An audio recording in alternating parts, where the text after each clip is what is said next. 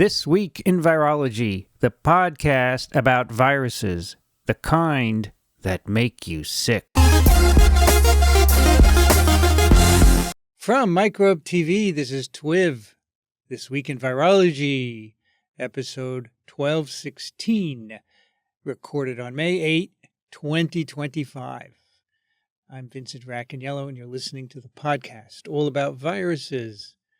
Joining me today from New York, Daniel Griffin. Hello, everyone. Years moving along, Daniel. Before you know it, it'll be 2 years, and finally we can fix things. I don't even know what you're talking about there, Vincent. Okay, what's on your bow tie then? I bet you know what that is. Well, everything's about tuberculosis, so got the Everything. What is the name of the book? Everything is TB. I think, what is it? Everything is tuberculosis. So, yeah. Yep, it's got my red snappers on the bow tie today. All right. It was actually interesting. We have a woman in the hospital. She grew up in Belgium, and she actually had tuberculosis when she was 7, which was almost 80 years ago. And she's one of those lucky folks that just got better on her own. The treatment back then was bed rest. So bed rest for a while. Go to a sanatorium in the country. Yeah, I asked her, I was like, did you go to hang out in the mountains? Did you go to sanatorium? No, just stayed in bed. Can you get TB from an animal, a non-human animal? Non-human animals. So certain types of mycobacterium you can actually get from the cattle, right? That's the history of pasteurization. So it's probably how it originally got into the population. M. bovis, right? Mycobacterium bovis. Okay. Yeah. All right, so let's get into a quotation from Margaret Thatcher. I hear we're friends with the Brits again. To me, consensus seems to be the process of abandoning all beliefs, principles, values, and policies. So it is something in which no one believes and to which no one objects. Thought that was clever. That's difficult for me to wrap around. So she's saying consensus is bad, basically. Yeah, I think that's. If you get everybody to agree on something, then it's not worth agreeing on, right? Yeah, because no one really believes in whatever the consensus is, right? Because you've got to abandon, your principles, your beliefs. Well, in science, it's not a problem. Not every scientist agrees with everyone else. There's always a mix, right? And in politics, it used to be that, you'd have a split of the House or the Senate. Not everyone would buy into something, but it could get voted on one way or the other, right?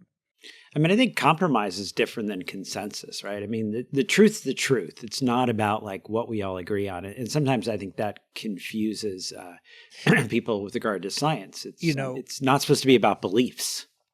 The word consensus is kind of like an average, right? Yeah, we all got together and like, That's no good. Yeah. Yeah, like when you sequence a genome by old methods, DNA, you get a consensus sequence. Yeah. Because you can't see the variants, okay? So consensus is actually boring, right? All right, well, I have a new section, and this is the Attack on Science section, which unfortunately I feel like we're going to have stuff to put in here. So just start by making you upset, Vincent. RFK Jr. will order placebo testing for new vaccines, alarming health experts. The potential change outlined in a statement would require all new vaccines to undergo placebo testing, sparking concern among medical experts. It's an article by Lauren Weber, Rachel Rubin, Lena H. Sun, Caroline Y. Johnson. And so I'm going to go through a little bit of this Washington Post WAPO article. The government indicated it wouldn't apply to the flu vaccine because that was the first thing that people got really upset about. What's going to happen? And the HHS stated that this is tried, tested for 80 years, so suggesting. Now, here we go on to this HHS statement. And actually, I had like a direct correspondence from Nixon. I wasn't really sure if I was supposed to share that. But anyway, I'm not going to share it. I'm just going to share the WAPO article. Except for COVID vaccine, none of the vaccines on the CDC's childhood recommended schedule was tested against an inert placebo, meaning we know very little about the actual risk profiles of these products, HHS said in a statement. HHS is now building surveillance systems that will accurately measure vaccine risks as well as benefits because real science demands both transparency and accountability. The Trump administration is seeking for the drug manufacturer Novavax to commit to conducting a new clinical trial on its coronavirus vaccine after it gets approved. Makari posted on X, to be clear, this is a new product that Novavax is trying to introduce to the market with a study of a different product from 2021. New products require new clinical studies. Now, typically, Pfizer and Moderna get instructions from the FDA on how to update their vaccines in June. It's unclear whether they will need to run new clinical trials for their vaccines, which would be unlikely to occur before the annual coronavirus shot in the fall. Oh my God, this is such BS. I can't believe it. That you don't need to do a saline placebo. You do a saline and everything else except the antigen. Now, the polio vaccine was just saline, poliovirus and saline. So the control, the placebo, was saline alone. But now you have other additions, including sometimes adjuvants, and you have all of that in the control, the placebo, except for the antigen. This has been tried and true for 40, 50 years. This is BS that they think they have to do saline. They're not going to learn anything new, Daniel. Do you think doing a saline control is going to reveal anything that we didn't already know? Let's go into the weeds a little on this, because I think this will be helpful for our listeners when they want to have discussions, right? So, before we start to use an adjuvant, they do adjuvant studies, right, where they actually do compare the adjuvant to saline and ask questions like, do you get pain in the area? Do you get inflammation in the area? And then we actually understand what's going on with that adjuvant, right? So this is, I think, something that some people get wrong. They're like, oh, but we want to know because that adjuvant has certain side effects. So you can study that separately without, having to put in the antigen. So what we do is we do these studies where we want to know, putting in that antigen, what's the difference between that and just the non-specific stimulation of the immune system? Because, adjuvants, any vaccine in general, can give you a little bit of immune stimulation. And we want to see that we're doing more than that we're not just giving people adjuvants. There's a flaw here in, them wanting to do this. And I don't think we're going to get information. I think that this is this very odd sort of banner call against, you've got to test it against placebo. And by placebo, they've decided inert saline. No, it doesn't make any sense. They say, oh my gosh, we will accurately measure vaccine risks as well as benefit. We've been doing that for years. We've been doing that for so long. Why do these people think they know something better? They don't. They're contrarians with no basis for being contrarians. Now, I wanted to ask you, how different is the new Novavax vaccine? Is it a variant, basically, and otherwise the same as the previous one? Yeah, so that's what kind of doesn't make sense here, because the concept, like with the flu vaccines, is you leave everything the same, but you just make a slight tweak in the antigen, right? And so each year there's a new, variant of the flu, and so you slight tweak in the antigen that you're putting in there, and it's all good. And that's the only thing that we've seen over the last few years. And actually, Novavax, very much similar, right? They're just making a slight tweak in the protein to have it more closely matched, at the bequest of the CDC. So it's not a brand new vaccine. It's the same platform. Everything's the same. The only subtle change is a few amino acid differences in the protein to more closely match what's circulating. So this statement by Makari is just BS. He's saying it's a new product. It is not a new product. It's exactly the same except for a few amino acids. Yeah. So this is all nonsense, Daniel. Yeah, it seems disingenuous. And I think here's the biggest challenge, right? And this goes at the heart of what they're doing. So let's talk about Prevnar, right? So that's the pneumococcal vaccine that we give to kids. So, over time, they've made it, say sort of better, made it cover more things. So here we've got the Prevnar 13, for instance. So it covers 13 different types of strep pneumo that we want to protect the kids against. We know it works. But now we want to improve it. Maybe we want to get up to Prevnar 20 or 21, right? So is it really ethical to have a control group that only gets saline, right? Because, right, what you want to know, and you don't want people to trial to know what they're getting, right? So if you got an anti-vaxxer, they're not signing up for the trial because let's say 50-50, they might get the vaccine. Oh my gosh, the world would end. But then if you have people who actually want to protect their children, you don't want half them to get nothing. So there's always been this, comparative non-inferiority. Is our new vaccine better? And where the FDA is going with this is they're saying, oh, you know what? We have a problem with all those childhood vaccines because originally there was a saline placebo control or maybe even adjuvant placebo control type trial. Now, everything now has been showing that, our new products are better than the old products. And they're saying, no, we want to have trials where half the people don't get the protection of the current sort of standard of care. And we've always considered that unethical. Yes, it is unethical. Yep. So, there's a big problem here. This whole administration is unethical. All right, so Daniel raises his eyebrows. So it's going to get worse, Vincent. Don't worry. So it's going to get worse. So we had this press release posting from HHS. HHS NIH launched next generation universal vaccine platform for pandemic prone viruses. So here we read that the U.S. Department of Health and Human Services and the National Institutes for Health announced the development of the, you ready for this, next generation universal vaccine platform, Generation Gold Standard, using a beta propiolactone inactivated whole virus platform. Wait a second. This sounds like we're going back several decades. But anyway, let's read on and then we'll criticize. The initiative represents a decisive shift towards transparency again, effectiveness, and comprehensive preparedness, funding the NIH's in-house development of universal influenza and coronavirus vaccines, including candidates BPL-1357, BPL-24910. These vaccines aim to provide broad-spectrum protection against multiple strains of pandemic-prone viruses like H5N1, avian influenza, coronaviruses, including SARS-CoV-2, SARS-CoV-1, and MERS-CoV-2. Quote-unquote, our commitment is clear. Every innovation in vaccine development must be grounded in gold standard science, transparency, and subjected to the highest standards of safety and efficacy testing, said RFK Jr. Generation Gold Standard is a paradigm shift, said Jay. How do we pronounce his name? Bhattacharya. Oh my gosh. I'm going to not even learn how to say that. Jay Bhattacharya.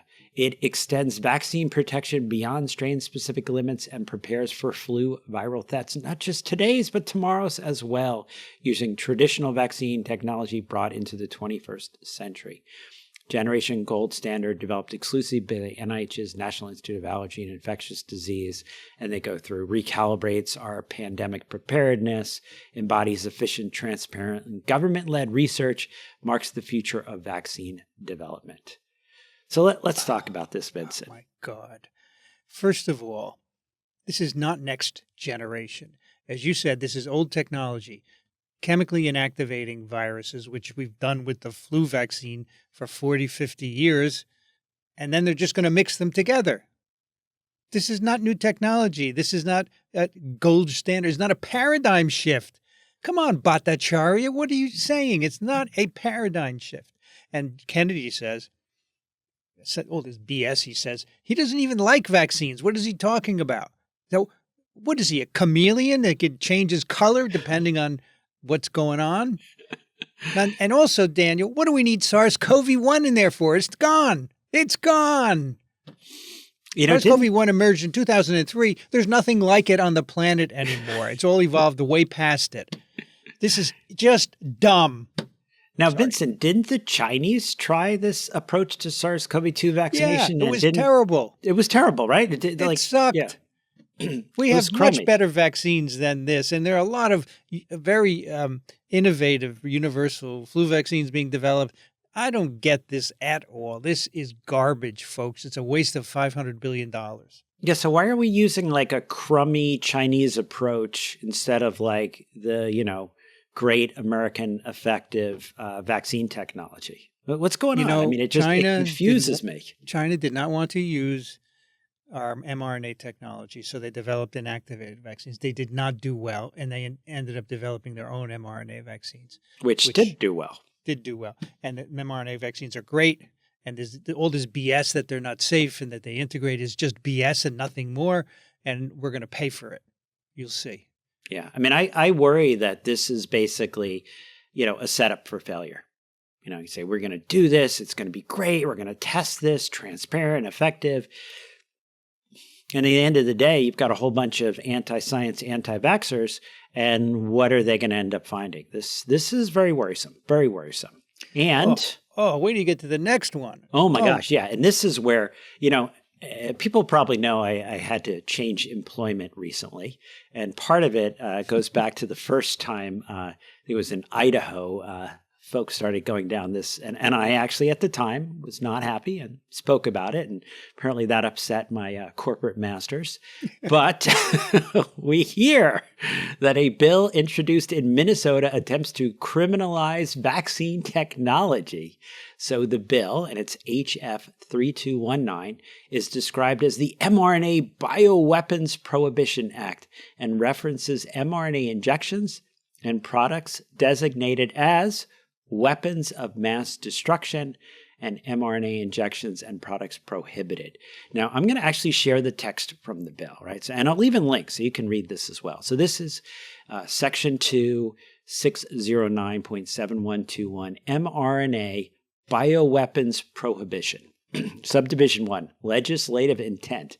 It is the intent of the legislature to designate mRNA injections and products as weapons of mass destruction according to Section 609.712 and to prohibit possession or distribution of the mRNA injections and products in the state. Subsection 3, crime. You ready for this? Whoever knowingly manufactures, acquires, possesses, or makes readily accessible to another mRNA injections and products is guilty of a crime and may be sentenced. Daniel, what is the evidence that mRNA is a bioweapon? So there's no evidence, but there are people out there, RFK Jr. among them, who have publicly suggested that the mRNA vaccines killed millions of people. It has not. It has saved millions of lives. Why the lies, folks? You can just look up the data. It's all out there. It's just incredible, Daniel. I don't believe this is happening. And these legislators don't know anything about vaccines or vaccine science. That's the problem. Yeah. I hope they have the sense to vote us down, for gosh sakes.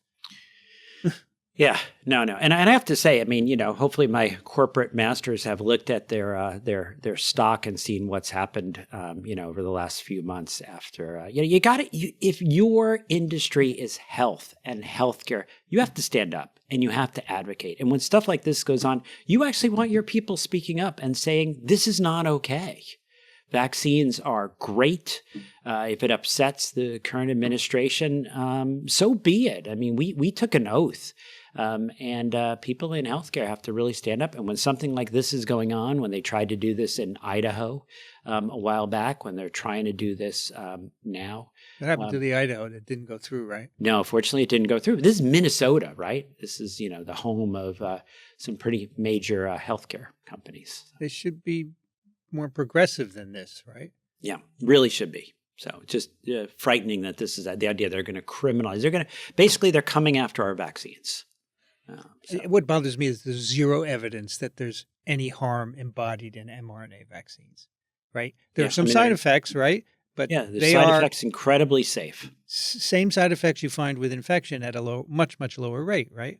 I think that's it. Is that there certainly were there's vaccine harm, there's vaccine adverse effects out there, but every single time you look at it, the risk with getting an infection is so many times higher, and the severity so much worse with the infections. We lost over 1 million people in the U.S. to SARS-CoV-2, and did we forget? Apparently. Yeah. All right. Pertussis cases of whooping cough are climbing across the country this year, with already about 6,600 documented, nearly 4 times the number at the same time last year.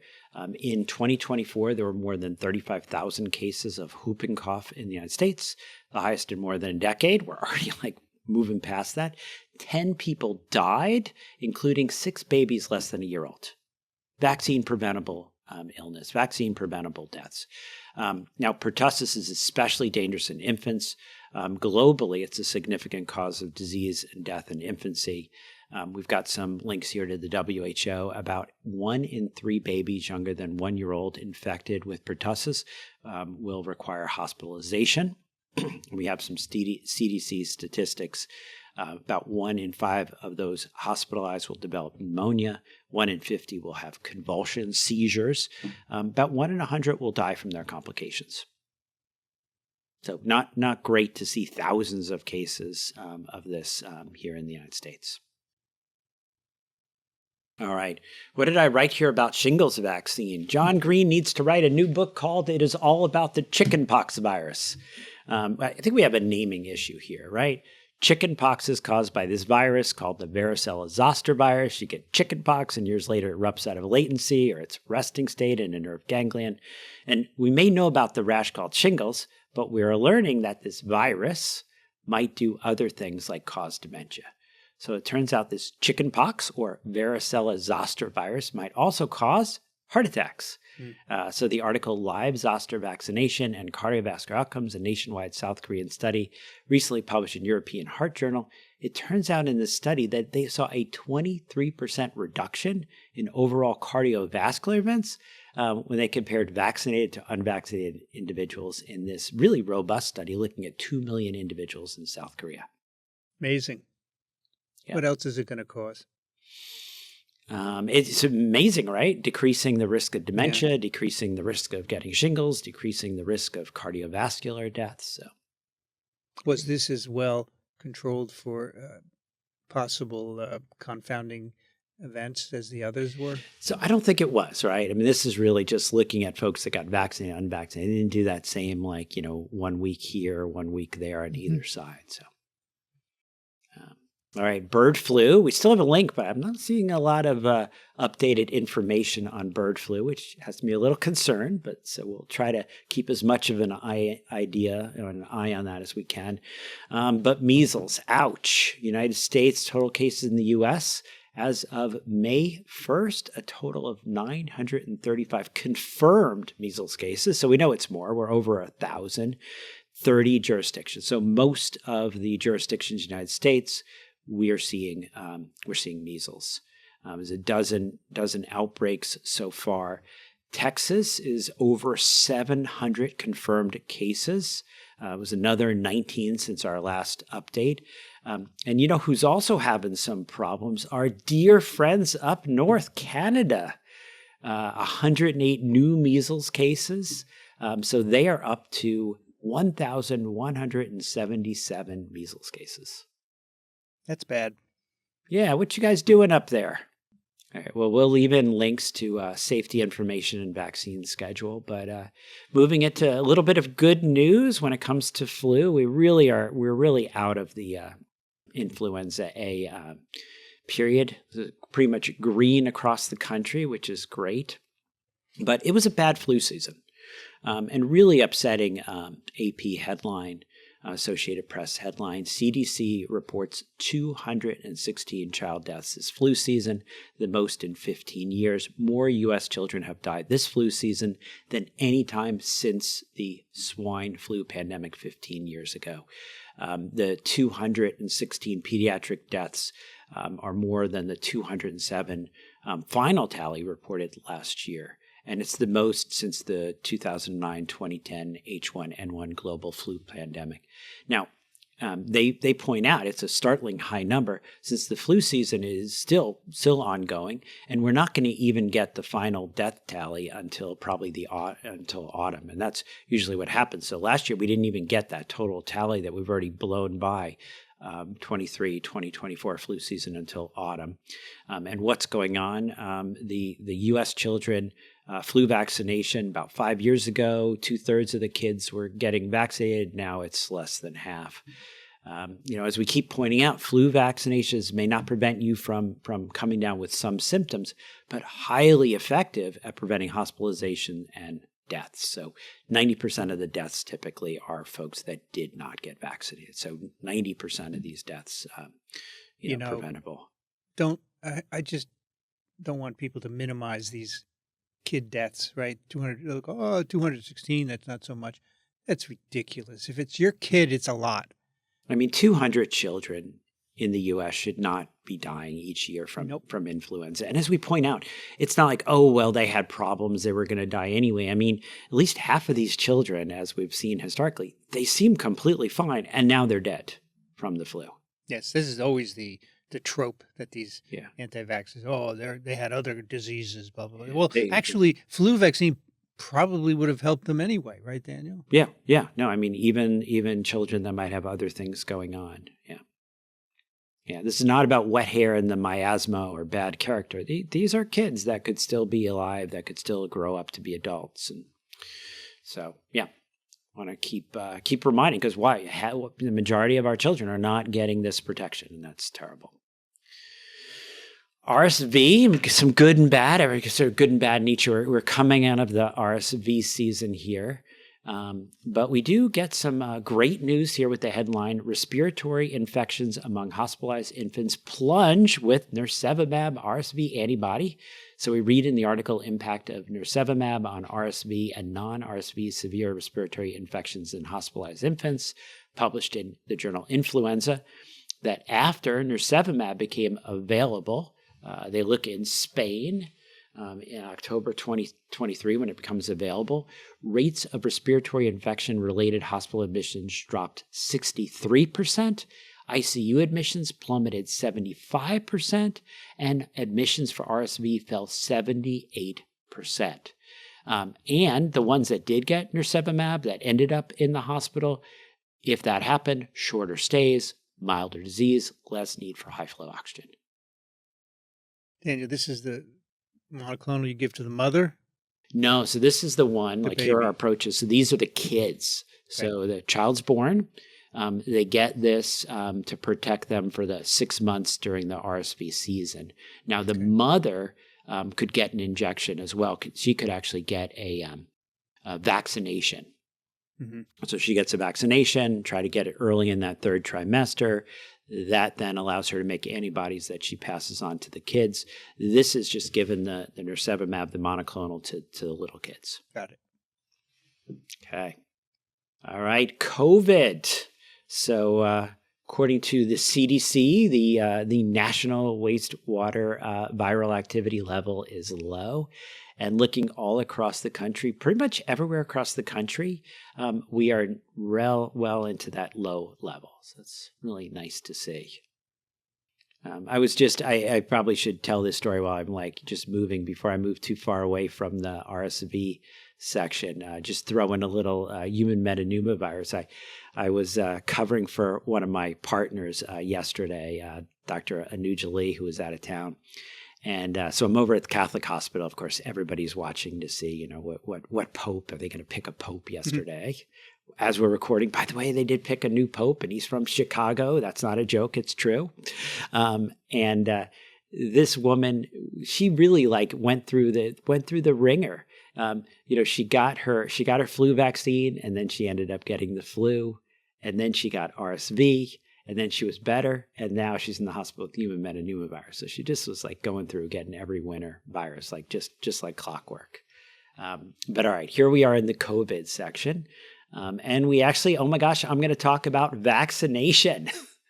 And so this is one of the ways that we figure out, are our vaccine strategies working? So we do surveillance, we do these real world analysis. So we have the article, Early Effectiveness of the BNT162b2 KP.2 Vaccine Against COVID-19 in the U.S. Veteran Affairs Healthcare System, published in Nature Communications. So here we've got another one of these test negative case control study using the U.S. Veterans Affairs Healthcare System, where they're going to estimate early vaccine effectiveness of the updated COVID vaccine, the BNT, so the BioNTech Pfizer compared to not getting the COVID-19 vaccine. So one group gets the vaccine, the other group gets nothing, not even an injection of saline. This way, one doesn't need to worry about the impact of getting poked with the needle. But then again, the control group does not get that mysterious placebo effect associated with getting some saline squirted into one's deltoid. Among 44,598 acute respiratory infection episodes, vaccine efficacy was 68% against COVID-19 associated hospitalizations, 57% against emergency department, and 56% against urgent care visits and outpatient visits. So a point for discussion is that uptake of the updated COVID-19 vaccination is very low. They point out here 3.7%. So here's this ability to prevent, tens of thousands of hospitalizations, all these urgent care visits, all this utilization of our system. So, first, who are we talking about? Median age in this study is 68. Most of them are male, right? It's a veterans study. Most of them had at least one chronic medical condition.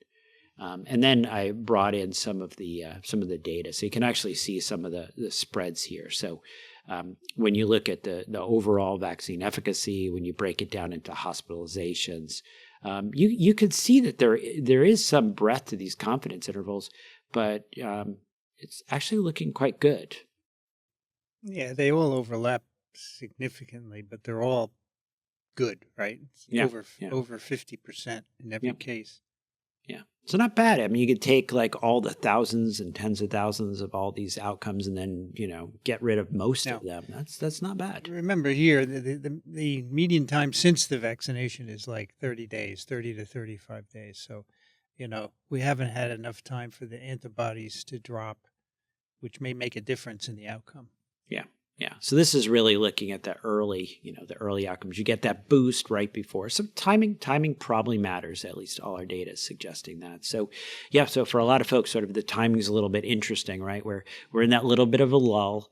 The current CDC recommendations for those folks 65 and older is to get 2 doses, right? So you got a dose 6 months ago, time to get another dose now. I've been telling people time to get another dose now before, they might not have access, right? So a lot of anti-science stuff going on here.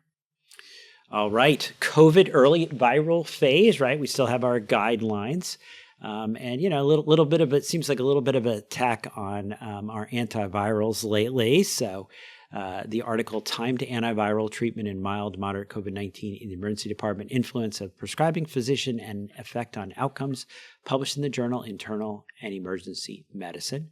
So here these investigators conducted a nationwide multi-center retrospective cohort study in 16 Spanish EDs.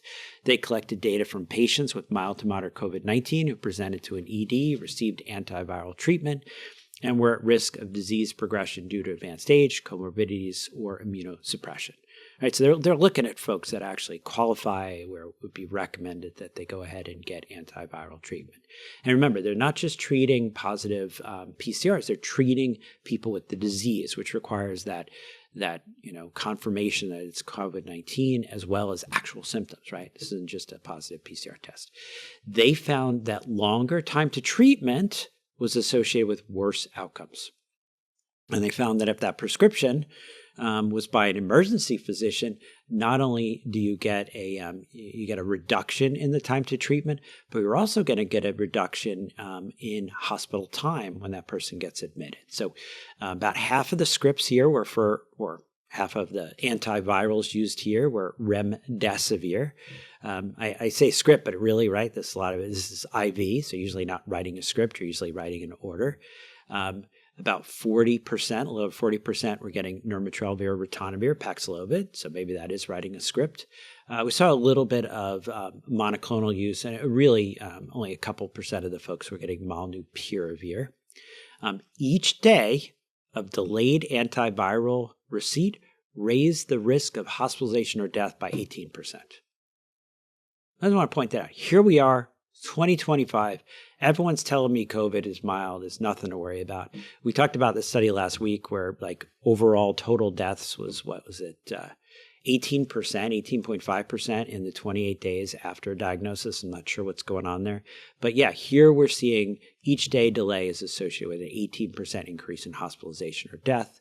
And if that ED doc jumps in, you're actually going to reduce those hospital stays by 8.45 hours. So really concluding that not only do we want to get the antiviral started right away, but that emergency physician is really the one who can speed things up and get us these better outcomes.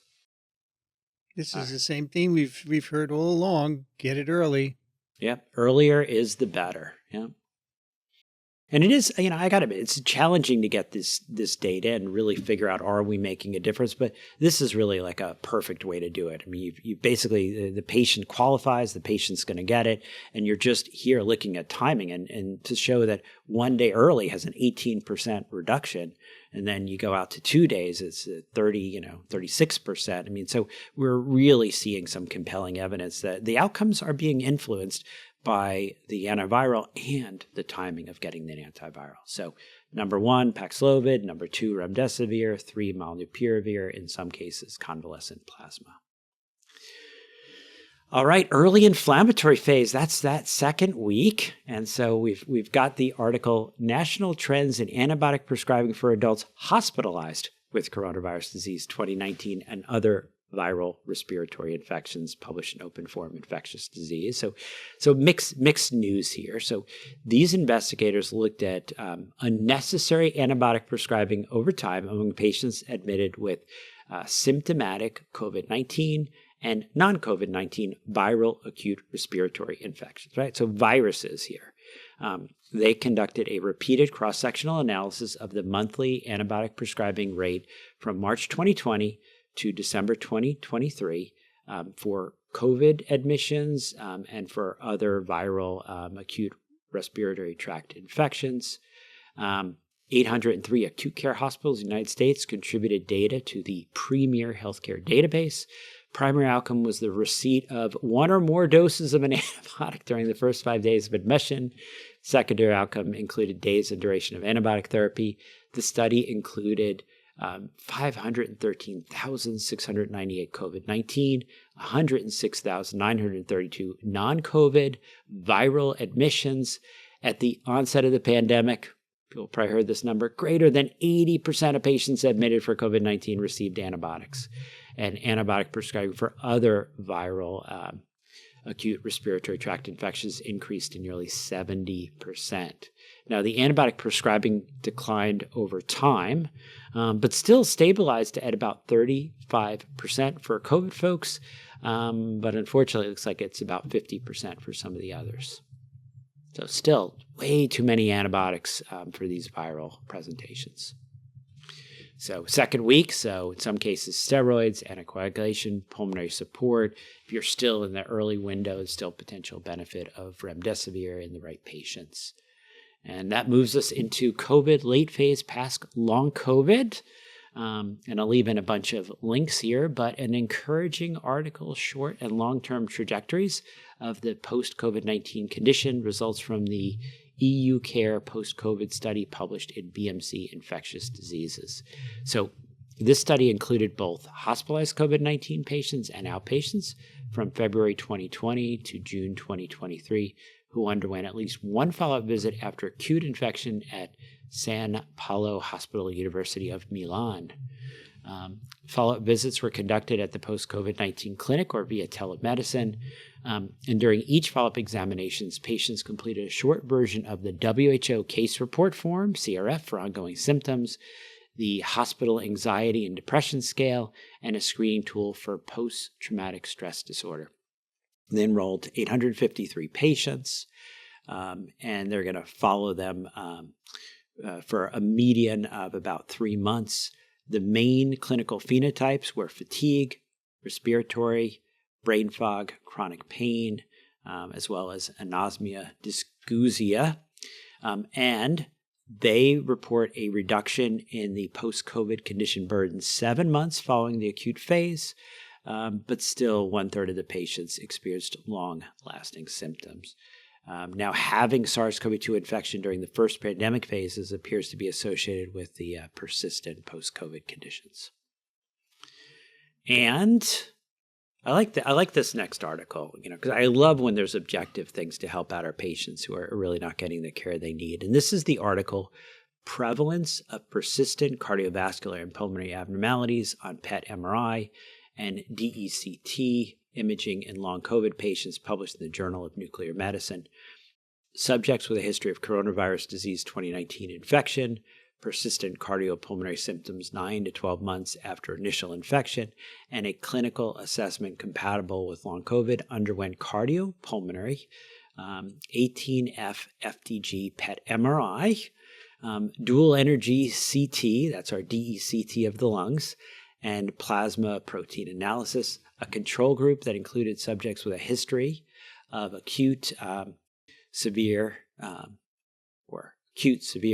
respiratory syndrome coronavirus 2 infection, but without cardiopulmonary symptoms at recruitment were also characterized. So it's comparison. Overall, 57% of participants had evidence on PET MRI of inflammation involving the heart muscle, pericardium, heart valves, particularly the mitral valve, and the aortic and pulmonary blood vessels on imaging. Now, the most common abnormality was vascular inflammation involving the aorta or pulmonary arteries.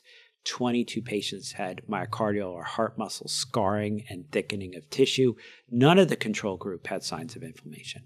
57% is very high, Daniel. It's very high, actually. So if you look really closely with some of these techniques, you can actually pick up objective findings in folks that are unfortunately often being dismissed. And I'm going to leave in a link, right, because we have folks out there that want to see science continue. So if you want to reach out to your representatives, they'll have a link, house.gov/representatives/find your representative. But as we've been closing for over 5 years now, no one is safe until everyone is safe. I want everyone to pause the recording right here and go to parasiteswithoutborders.com and click the donate button. May, June, and July, we're doing our FIMRIC, Foundation International Medical Relief of Children fundraiser. Again, doubling your donations, hopefully getting up to that maximum donation of $20,000 to support all the great work that they're doing throughout the world. It's time for your questions for Daniel. You can send yours to daniel@microbe.tv. This first one is very interesting, Dan. Okay. Steve writes, here's a situation that has puzzled me for a while. Why is the placebo for vaccine trials always a saline solution? Seems to me that the most appropriate control should be a solution with any adjuvant, preservatives, and stabilizers, minus the inactive virus's antigen or mRNA. Can you explain the idea of using saline as the placebo and not a shot minus the antigen-producing substance? So this is good. Yeah, so we can talk about this because we should keep reinforcing the issue here. So what are the ideas and what have we been doing? So, at one point, I think you mentioned early on, Vincent, so the original polio vaccine was you had saline and then you had the polio vaccine. Because there was nothing in the polio vaccine besides polio virus. Yeah. That's why. So the placebo didn't have to have anything else in it. Yeah. But now when we have vaccines where there's adjuvants, there's things that stimulate the immune system, the idea is you're trying to show that your vaccine is better than just doing that.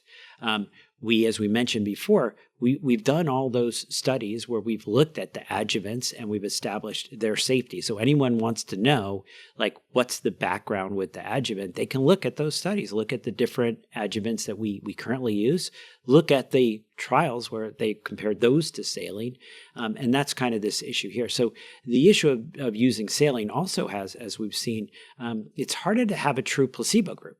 Because the person who got that, oh man, my arm was swollen, I felt a little bit red, I felt a little crummy. There is a little bit of an immune stimulation to the adjuvant.